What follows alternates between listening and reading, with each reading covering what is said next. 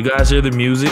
We are officially back again for another episode of the Reid Option Podcast with another brand new rollout of topics for you guys, continuing our summer scouting series. We have been through quarterbacks. We touched briefly on running backs. We went through Breece Hall and also Isaiah Spiller. I am joined tonight by Brentley Wiseman. Only two of the three Stooges are here tonight. Of course, we know Dre is still on his one podcast a week schedule. Eventually, I'll convince him to bump that up a little bit and go to 2 nights a week. So for now, it's me and Brentley. Brentley, happy to have you back, man. How's everything going? Yeah, no, I'm good. Glad to be back. I was bummed I had to miss last Sunday's pod, but happy to be back. Everything's good, man. How are things going with you? It's good, man. I'm excited to, officially be back in the swing of things. We actually see actual football players on the field now with the Steelers and Cowboys ramping things up. They both had their first day of practice today. So yesterday, I should say. I'm really excited about seeing, Big Ben out there, Dak back out there, Ezekiel Elliott back on the field, and they're preparing for the Hall of Fame game on August 5th, which is going to be a surreal feeling to see actual players and a crowd in the stands. So I'm excited about that. Yeah, I had a quick question for you. So I know last year with the 2020 Hall of Fame class, obviously we had to miss out on the ceremonies, them giving their speeches and things like that. Do you have any insight of how they're going to do it for this year? Are we doing both 2020 and 2021? Are we just combining it? Are we separating them? Because, that's going to be a lot of speeches if they're trying to get everybody in this year. You know what I'm saying? Yeah, I haven't heard anything about that, but I did see the rollout of how they're going to do the Hall of Fame speeches for this year's inductees. Now, I don't know about 2020. I don't know how they're going to handle that, but this year's Hall of Fame class is incredible. Everybody has seen the list as far as the guys that are included, Peyton Manning, Charles Woodson, some of these other guys that are on it. So, and the list is incredible as far as the people that are on it. Billy Nunn is another one that means a lot to me as far as what he did with the HBCU game and finding some of the players that he did back in his day with the Steelers and how much of a trailblazer he was. So really excited about that. But the big news that me and you have seen and then everybody has seen, I'll back up a little bit. So the two players that we'll talk about today with summer scouting are Eric Gray and then also Kyren Williams. But we're going to save that for the second part of the pod. The first part I want to spend about Oklahoma and then also Texas. The big news about that is that they're flirting with the SEC. And we all know the SEC is the best conference in football, but it kind of came out of left field. Nobody really predicted this, and even the Big 12 didn't see this coming from either one of them. They weren't even on the conference call during the media day sessions, which I thought was pretty hilarious. I thought that was a little bit awkward for everybody involved. So just your overall thoughts when you heard about it, and then, what are the positives and then the negatives that you see about both schools possibly joining the SEC? Yeah, when I heard about it, I just got flashbacks to, I just remember, I think it was maybe 5-6 years ago, they were talking about joining the Pac-12, and I was really excited about the prospects of adding a program like Oklahoma, adding a program like Texas. So to hear that, they could be on the market again gets me excited. However, I'm not excited about them joining the SEC. I just think the rich will just get richer. I think college football as a sport is already lacking it. There's not enough parity in the sport. The big dogs really just stop all over all the smaller programs. They get all the best recruits. And I think there's a competitive disadvantage if you're not one of those top 4 or 5 programs. And then when you think about the SEC, as you mentioned, is the best conference in football. I know it. You know it. We all know it. The only reason why that college football is entertaining is because you do have Oklahoma not in the SEC. You do have an Ohio State not in the SEC. You have a Clemson not in the SEC. If Oklahoma were to join the SEC, it's okay, well, who really cares about anything that's going on outside of this conference? You got Alabama, you got Georgia, you have Oklahoma, you have Florida. It's you might as well just have the SEC championship and call that the national championship at this point in time. It's there's no point for a college football playoff. And so while I'm always one who appreciates drama, appreciates storylines and all that good stuff, and I wouldn't be upset if Oklahoma or Texas left the Big 12, but I certainly would rather not have them go to the SEC. SEC has too many top programs as it is. Let's spread the love, and keep the thing as competitive as possible. Because as of right now, I think we're heading down a slippery slope of the competition is really going to be skewed. Yeah, I think what the SEC is probably thinking is that they just hate how top heavy they are. Like we know Alabama, Mm-hmm. Georgia's going to be in it every year. Florida's going to be in it probably into the last minute, even though they're probably going to lose in the SEC championship game or something like that. That's something that hump that they haven't been able to get over that. LSU, when they do have a good quarterback, they're always in contention every single year. But outside of that, nobody's really contended in the SEC over the past 10 plus years, ever since Saban has been at Alabama. And, teams like Missouri and Arkansas and Ole Miss, they're just B-level teams that are never going to get into that top tier. And then you have your bottom tier like Vanderbilt that's never going to get more than 6 to 7 wins at best at a time. Kentucky. So I just think they're trying to balance it out a little bit, but I would be a little bit leery of this if I was Oklahoma and Texas, just because when you're talking about entering that territory with Nick Saban, man, it's just tough to beat him. And maybe they're taking a long-term view of it. Maybe they're thinking Saban has this 10-year window of where he's going to dominate until he's, 80 years old, and then he's going to go after that. So maybe they're thinking they're taking a little bit of a long-term view of it right now, and maybe it'll be 3 to 4 years down the road before they officially join the SEC. But also, I think with Texas, and I was thinking about this a little bit to myself, is that I think there may be a little bit of jealousy with Texas A&M. And what I mean by that is right now, as far as in-state recruiting, Texas A&M has that SEC edge over them. And Texas is always going to get big recruits, but lately, there's been some schools that have come into their backyard to steal recruits. I know Oregon just got a big time tackle out of Texas, and a lot of people saw that as an upset as far as them not getting him. So I think if you're able to go into some of these living rooms and tell recruits that you can play in the best conference in America in the SEC, and then having the resources that Texas has, I think that's kind of the edge that Texas wants to get and really be on the same plane as Texas A&M, just because we've seen what Jimbo has been able to come in there and do. We're starting to see him reap the benefits of the classes that he has brought in. They were a good team last year, and we're really in contention for the college football playoff up until the final weeks of the season. But you're starting to see that. I think it was the 2019 class of Isaiah Spiller and DeMarvin Leal, Kenyon Green, some of these players that are now they're turning into dogs now. They're not puppies anymore, just because Jimbo was able to recruit them. He was able to have that SEC edge over some of the in-state classes or some of the other in-state programs. So I think that's probably why that's one of the many reasons why Texas wants to join the SEC, just because they'll have that in their back pocket, and they're just tired of losing those recruits. They're not able to essentially build a wall around some of that in-state recruiting that they want to keep in the area.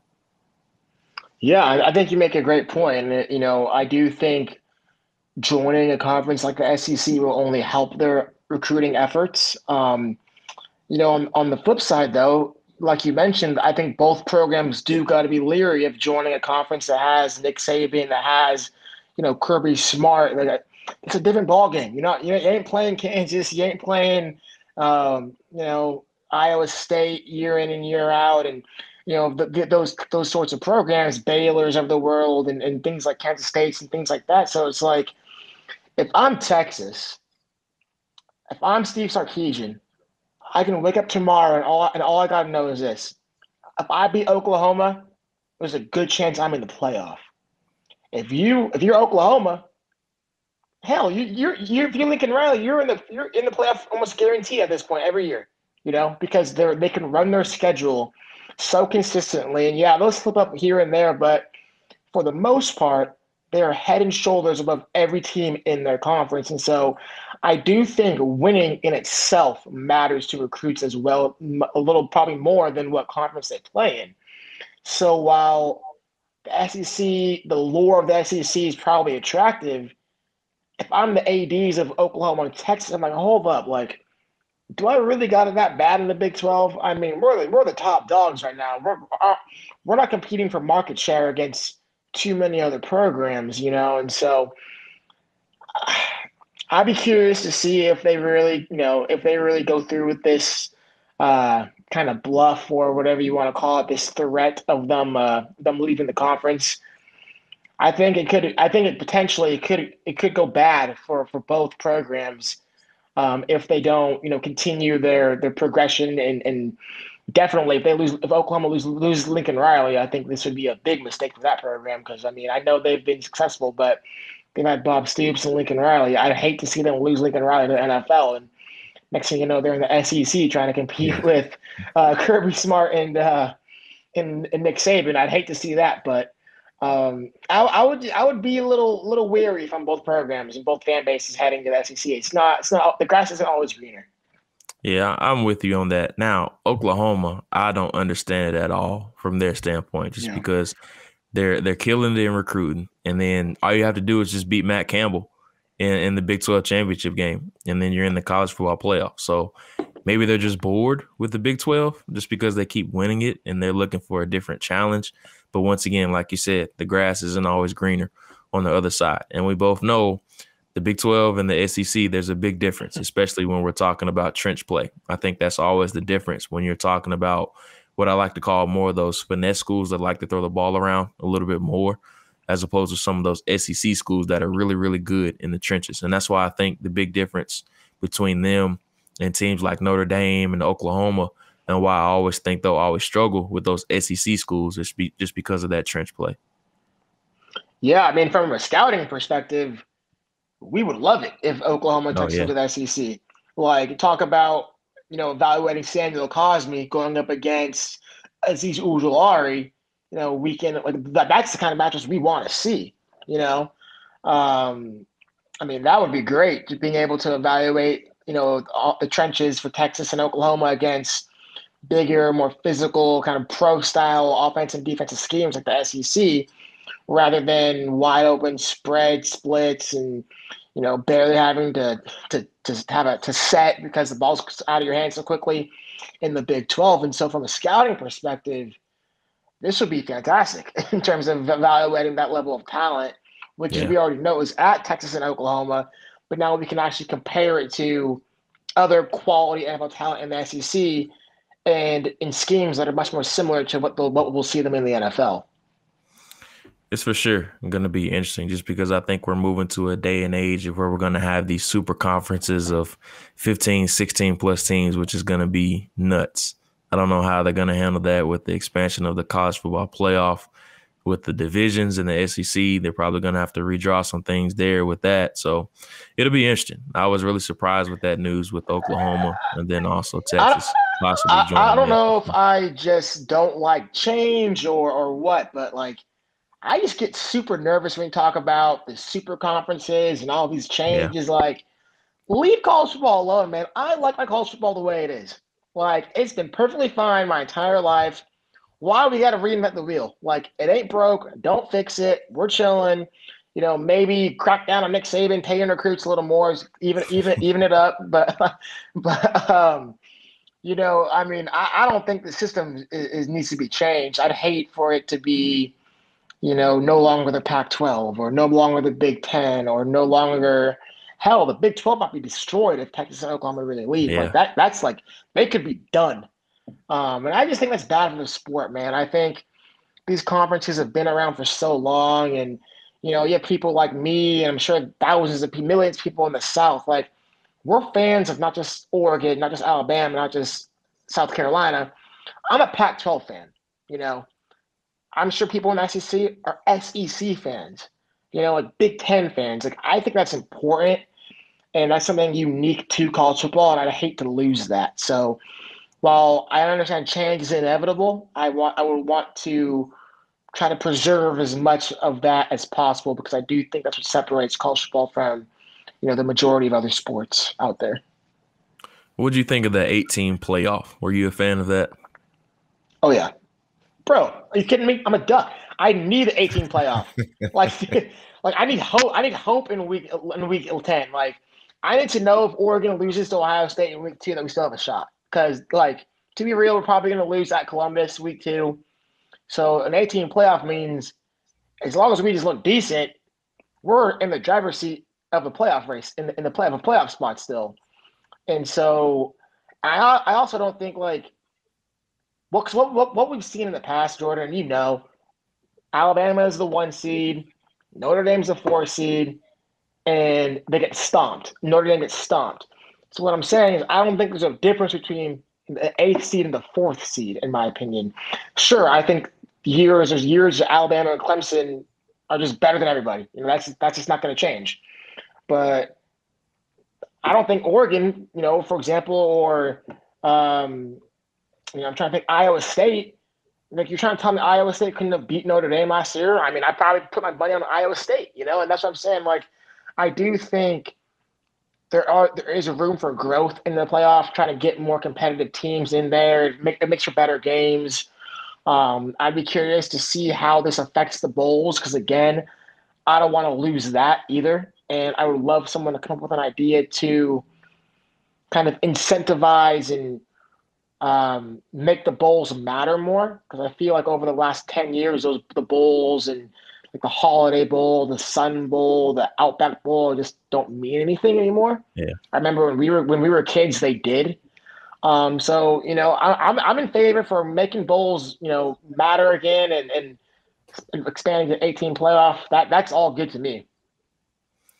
I think you're spot on with that, and I think I should say the games that are most negatively affected by it is those lower tier bowl games outside of the college football playoff, just because they're going to be glorified scrimmages, man. Just because, especially from a scouting perspective, why would I play in that game if I'm projected to go day 2 or earlier? There's just nothing I could gain from that. And we saw it with Christian McCaffrey a few years ago. I think Leonard Fournette did the same thing. And I mean, I don't blame him for not playing in those games, and that's a topic for another day. But I'm a big fan of the college football playoff. I like it more for the lower tier seeds as opposed to the higher tier seeds, just because we know Clemson, Alabama, Ohio State, those are probably going to be the 3 people that are in it. But from a scouting perspective, I selfishly want to see like a Desmond Ridder playing against a defense like an Alabama, and we saw it against Georgia in the Peach Bowl, I believe it was last year. Now, just imagine those types of, which was a phenomenal game, by the way. Just imagine that game, one of the best games in the college football playoff.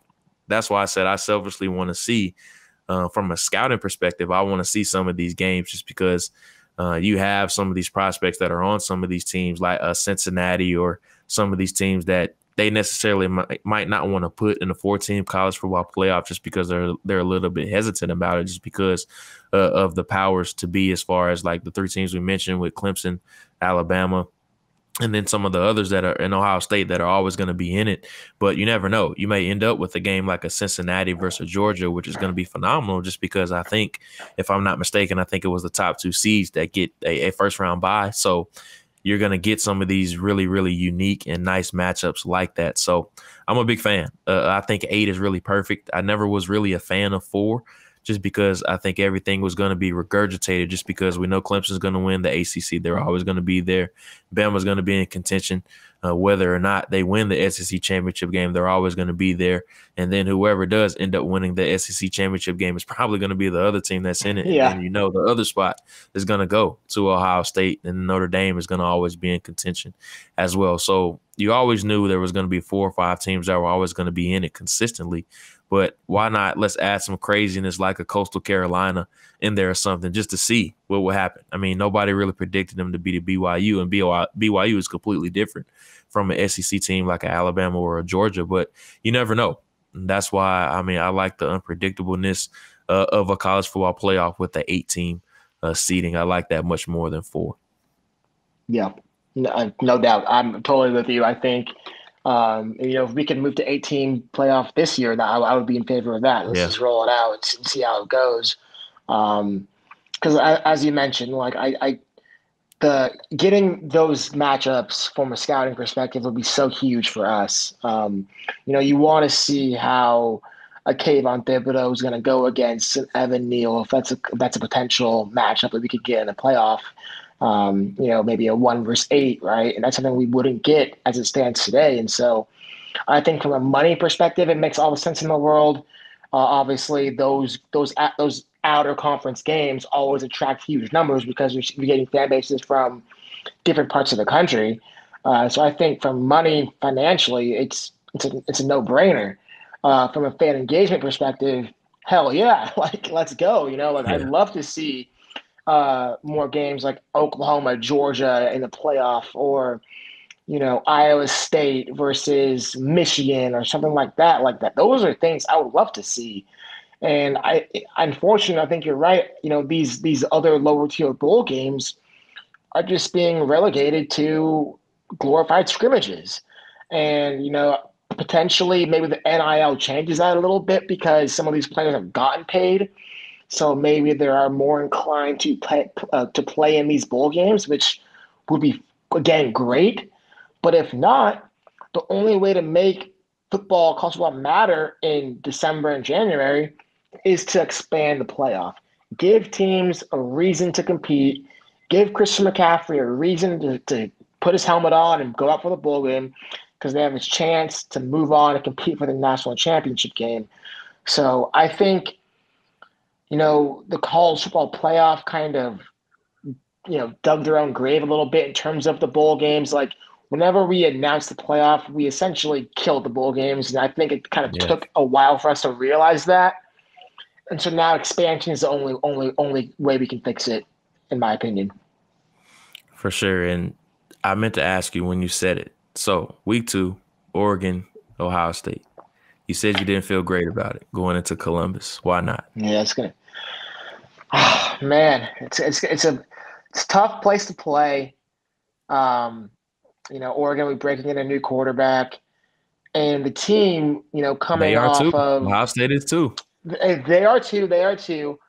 But that team, in my opinion, the Ohio State team, their key guys have been through the trenches, like Chris Olave, the other receiver, Garrett Wilson, like those, I'm sure there's a whole bunch of players I'm missing on defense.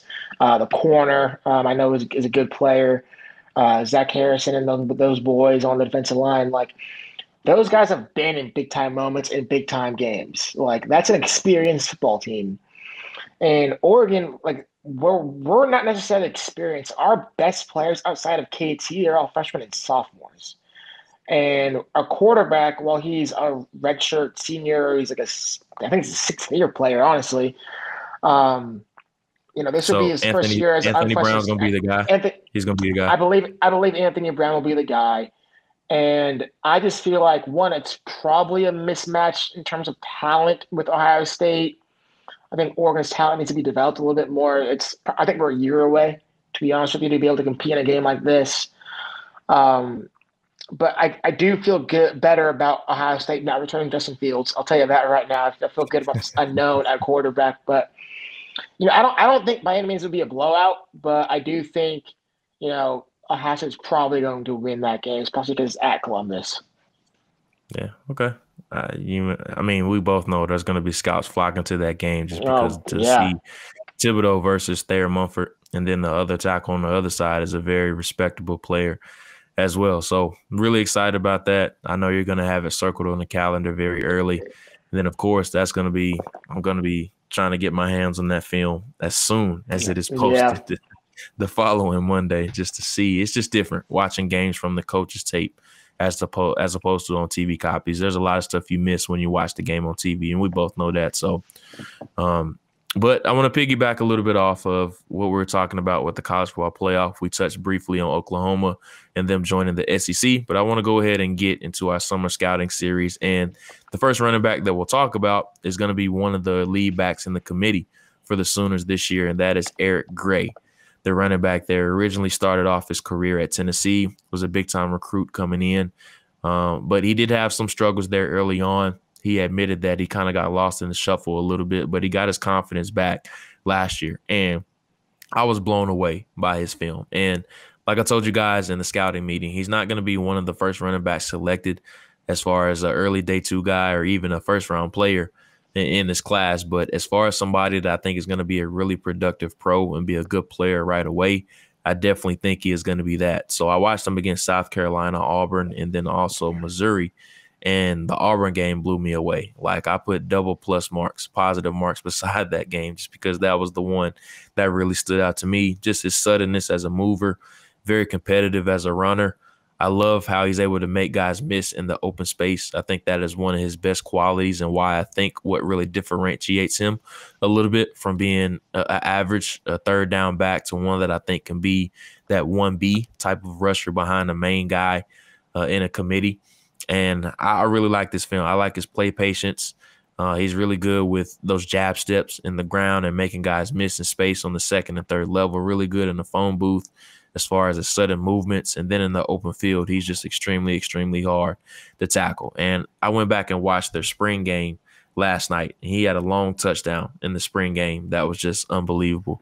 Like, I'm a big fan of Eric Gray. So what'd you think of him? Yeah, I think a lot of the things I'm going to say about him, I'm just echoing you, to be honest with you. I think he's a very unique player.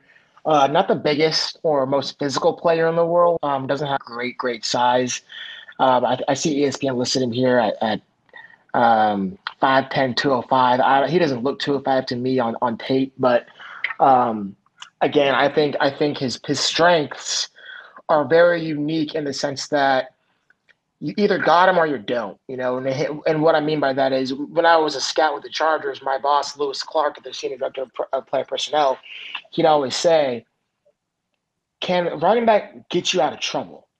Like, because if you can, those are the guys, defensive coordinators stay up at night, because any running back can hit the hole if it's blocked up perfectly, maybe make one guy miss with a little cut, here and there, but if a guy can really bounce out to the outside and stop on a dime and shift fields and shift direction, like those are the guys that really make you stress. And Eric Gray has those qualities, man. I think his vision's outstanding. Really loose hips, really good short area quickness, lateral agility to make guys miss in the open field. He can cut on a dime. Just really smooth overall runner. And I think his ability to create with the ball in his hands at the second level separates him from a lot of backs in this class. I do wish he was a little faster in terms of breakaway speed. But also one of the things that really stuck out to me, one was his play patience, which you mentioned. He really lets the hold develop and lets his blockers get to where they need to be. Before a smaller back, his contact balance is outstanding. Tacklers just bounce right off him. He's slippery, and he's just a really, really hard back to tackle. There's some work there to do with pass blocking, but again, I didn't mention this. As a receiver out of the backfield, he's outstanding. Really smooth hands, really good at the top of the route. He's sudden to change direction, sudden to at the stem. He is really good as a receiver, man. So I'm a big fan of this player. I don't want to be a lazy scout, but I think the comparison here is Alvin Kamara-esque in terms of his skill set. And I don't want to say that just because of the Tennessee Volunteer thing, but when you think about maybe not the most fastest in terms of long speed, but his short area quickness, his change of direction, his vision, his patience, and contact balance, plus what he can do as a receiver, it's Alvin Kamara-esque. And so I'm really excited to see this kid play with Lincoln Riley. He's going to be a monster catching the football with Spencer Rattler. Finally, hopefully they give him an outlet, like as you mentioned, because I know they didn't do that last year, but when you got a player like this kid who can really catch football, I think it's going to be fun watching him. I'm almost tempted to buy in on his Heisman odds. That's how much of a believer I am in Eric Gray. I like him that much, man. Is he only splitting carries, right? Splitting carries. Yeah, that's the only thing. If he wasn't splitting carries, I would be all in on his Heisman odds. And I think he's like plus 1,200 right now. I looked it up a little bit earlier. And I was really, really impressed with this film, and I liked him a lot. I think he's going to be a really productive back on the next level. He's probably going to go, late third, early fourth round range just because of his size. I think that's a fair assessment of him. Draft Scout had him at 5'9", 205. So really accurate as far as his listing on the Oklahoma roster and the website, which is going to hinder him a little bit just because I don't think he's ever going to be that 1A type of rusher, but he's going to be high end and high quality insurance as far as that 1B just because of the pass catching element. And I really didn't see him too much as a pass protector. That's a big question I have about him. I just didn't see enough reps of him doing it just because they were using him so much as a pass catcher out of the backfield. And they split him out wide a couple of times. And I'm just envisioning him in that Lincoln Riley offense. And we've seen how creative he can be with those running backs. And I'm really excited to see him in this offense. I think of anybody that entered the transfer portal and the landing spot that they had, I think he's easily top 5 as far as somebody that can benefit from it. Yeah, no doubt. No, absolutely no doubt. And I think you said it best. For a lot of the backs that we've graded so far this cycle, like they have good quality here, good quality there, but like what do they really hang their hat on? Like what's going to separate them from the other backs in the running back room in the NFL? Eric Gray's very easy to answer that question. And so that's going to help him, I think, throughout the draft process because I think there's a clear and defined role for him at the next level. And, that's hard to say for a lot of these backs that we're going to talk about in this class. I mean, we'll get into Kyren Williams, but like Eric Gray, in my opinion, is a much easier projection because you know what he can do at worst on third down, and I think he has first and second down ability, and I think so do you. But I'm just saying, like, at worst, you know what he can do for you on third down, and that really helps him, in my opinion, as you were mentioning. For sure. So let's go ahead and get into Kyren Williams, running back from Notre Dame. I think they had him at 5'0", 195 pounds. He's going to be a redshirt sophomore this year. So a relatively young player for the most part. And I'm going to let you go first just because I went first with Eric Gray. So your initial thoughts on Kyren Williams from Notre Dame, just what do you think of him overall? Overall, I thought he's a good back. I think he's a good player. Like I don't want to sound like I'm low on Kyren Williams.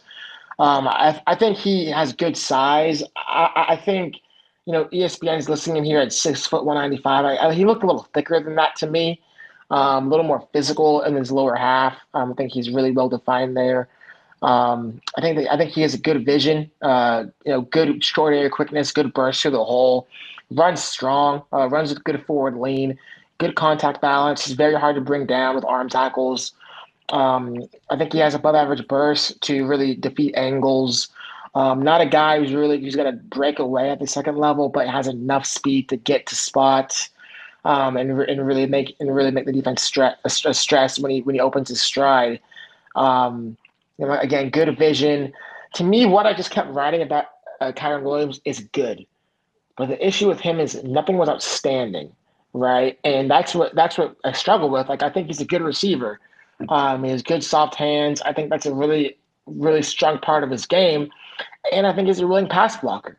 So I think he's one of those guys. He's like the epitome of running backs at a replacement position, because Kyren Williams might be a really good starting back in the NFL for 3 or so years, and he could be a third or fourth rounder. So it's like, why do you draft a first round guy? But what I'm here to say is Kyren Williams simply doesn't have the first round like attributes or qualities like that would separate him from other backs in this class. Now, I like him better than Breece Hall because I think there's more burst there, and I think Kyren Williams is a better receiver, and I think he might be even more physical than Hall. But I don't know if there's enough there to get me super excited about him as a feature guy. I just don't know what separates him from the pack. Yeah, and I think you're spot on as far as his assessment as being good. I think he's a really well-rounded player that's really good in a lot of areas, but I don't think I shouldn't say one area. One area I think he's great in is pass protection. He's a dog in pass pro. Like, he is willing. He has plenty of intensity. he had some really nice blocks. I watched him against Duke and then also Carolina and a couple other Yep. games of where he just steps up and stones people. And he has some chip blocks that are really nice as well, which I think is going to help him a lot on draft day, especially with him being a smaller back at about 5'9", 195 pounds. I think you really have to be exceptional as far as a pass blocker or a pass catcher in order to consistently get on the field. And the name that I wrote down was Philip Lindsay. That was the name that I kept coming back to with him, just from a size standpoint. It really reminds you a lot of Lindsay from that size standpoint. Not to say he's going to go undrafted like Lindsay did, but just talking about how he's just good in some areas, but there's just no redeeming quality that he hangs his hat on that makes him great as far as pass protection. Outside of pass protection, I just don't think there's any one quality of where he's exceptional in any other area. And then you have to account for the ball security issues with him. Yep. He had 4 fumbles last year and he lost 2 of them, which was top 5 in the country last year. So he has to figure out a way to get better in that area, just because that's one of the more important qualities at the position. And then you talk about a smaller back and then has some questions about ball security as well, which would be a huge stain on his resume. And he already is fighting an uphill battle as a smaller back. But I think he has good vision. I think he has really good footwork as far as finding holes and being patient. Can run from different platforms. I saw him run from the dot, from the eye, from the pistol, and then also offset as well, which is going to help him a lot. And then I thought he had decent hands for the most part. I don't think it was like Eric Gray or, a Brees Hall where he just has natural hands out of the backfield and then he can be moved in different areas of the field. They use him on screens quite frequently, those quick tonal screens out on the perimeter. But as far as, angle routes and wheel routes and all that stuff, I don't really see him being involved in that facet. So I think he's a good back. I just don't see him as being a great back. So he's always going to have to be that 1B in a committee, but I don't think he's going to be high quality insurance like Eric Gray. But I will say this, the one redeeming quality that he does have is pass pro, which is going to help him tremendously in a lot of draft rooms, just because with young backs, especially smaller ones coming out, the big thing that is always the caveat or the negative about them is that they can't hold up in pass pro. Here's a question for you. Where, of all the backs that you've watched so far in this cycle, where would Michael Carter rank in this class?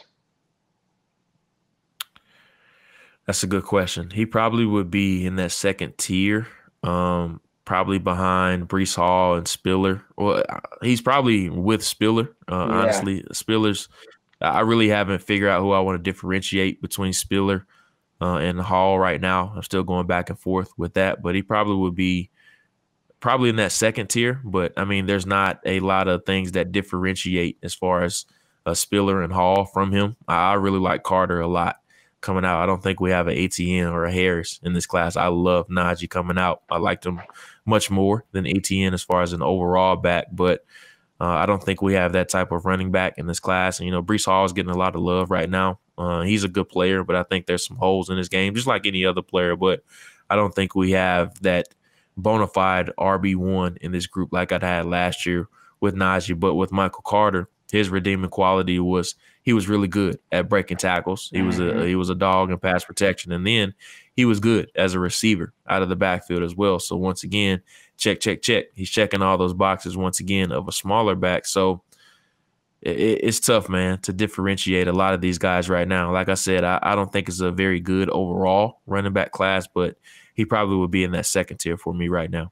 Yeah, I mean, I would have Carter probably right below Spiller and, neck and neck with my man Cameron Harris, who I know Joe Marino, friend of the pod, crushed him with his cross-check grade, but I have a second 3 on him, leaning a 3, but I think Cameron Harris, he's a sleeper, man. I have some love for that kid out of Miami. But I think Michael Carter, he'd be arguably the second best back that I've watched, in this cycle. And you got to remember, he went in the 4th round. So that's something I just kind of keep telling myself is like, I'm giving these kids 3rd round grades. And look, I know I can have a different grade than what the NFL evaluates him, but Michael Carter went in the 4th round. And to me, I thought the Jets got a steal because I have Michael Carter as a late 2 guy. Look, I love Michael Carter. So I think it's just good to remind yourself that we may think some of these backs are good players, but they might be go a couple of picks, a couple of picks or rounds lower than we think. For sure. And did you want to touch on Cameron Harris a little bit? I haven't watched him, but if you want to touch on him, you're welcome to do that. Yeah, sure. I mean, I'm he's just a guy who I think he has good size. He runs hard, really, really good contact balance, excellent vision, has good, not great long speed, but you see him break a lot of long runs. Natural receiver out of the backfield. Um, he's a guy who can really make you miss in the open field. Like I said, he can create on his own. You see him tie moves together seamlessly. Really no false steps when he's changing direction. I think he's a really talented player who was really underutilized at Miami last year. I know he got with some issues with offensive coordinator Lashley over there. And then I know they had some two five-star freshmen who the fan base, I think the program was feeling some kind of external pressure to get those two kids carries. And that really kind of cut into Harris's flow because Harris opened the season, I want to say, gosh, with a 250-yard games against pretty good competition. And then the meat of the schedule, they kind of just phased him out before he finished strong at the end of the year. So he's a guy, and look, he may not get any carries because they want to give the two young kids carries or whatever. But based on my exposure of his film, I think he's a really good player. I have him easily in the top 5 backs of this year's class from what I've currently watched. He's just a name to keep out there. Keep your mind out there. If you ever get time to watch him, Jordan, happy to hear your thoughts. I know me and Joe have different opinions about him, but I think that's healthy. I think if we're all liking the same player, what's the point of even having our scouting meetings? It would just be redundant. Right. So I think I was happy. You hear Joe didn't like him as much. So I think it's a good point of conversation, and it's just good to have different opinions with people that you respect. I think that makes all of us better. So, yeah, man. If you ever want to watch him, I'm down to talk about him on Sunday briefly. Kind of hear your thoughts, but yeah, I think he's a good player. Yeah, you just gave me some homework to do tonight, so I'm gonna check him out tonight. Got to take advantage of these hours while the babies are asleep, man. So all my tape grinding happens late at night. So you just gave me some homework to do tonight, but I'm excited to dig into. Real quick, man. As we were talking about backs, have you got I know this. So again, this is only a true sophomore. Have you got a peek at the Texas kid? Yeah, Bijan Robinson. My God. So I when I was at UCLA, we were recruiting him, and he was our number 1 back on our board. I remember he visited. He's the guy, right? And you can tell the way he walks, the way he talks, the way he dresses, like he's a superstar. And he's a little smaller than I thought he was going to be per his tape. But in person, he's smaller. It looks like he's gained a lot of size already. But geez, he is special. Absolutely special. Would you call me crazy if I told you I've seen one better in the country than Bijan Robinson? I might honestly. I don't know. I don't know if I buy that one. Who we got? Go watch Jahmyr Gibbs from Georgia Tech.